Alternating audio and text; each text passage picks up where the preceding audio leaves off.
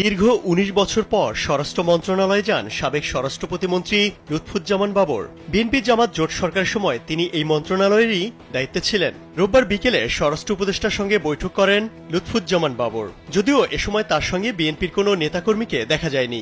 পরে সাংবাদিকদের তিনি জানান, তারেক রহমানের ফেরার বিষয়ে স্বরাষ্ট্র উপদেষ্টার সঙ্গে আলোচনা হয়েছে। দ্রুত তিনি দেশে ফিরবেন। বর্তমান আইনশৃঙ্খলা পরিস্থিতি নিয়ে এক প্রশ্নের জবাবে বাবর বলেন, ওনারা ভালো করার জন্য যথেষ্ট চেষ্টা করছেন, আন্তরিকতার কোনো কমতি নেই। আইনশৃঙ্খলা পরিস্থিতির উন্নতি করতে বিএনপি সরকারকে সহযোগিতা করবে বলেও জানান বাবর। লুট হওয়া সব অস্ত্র এখনো উদ্ধার না হওয়ার বিষয়ে স্বরাষ্ট্র উপদেষ্টার কাছে উদ্বেগ জানানো হয়েছে বলে জানান তিনি।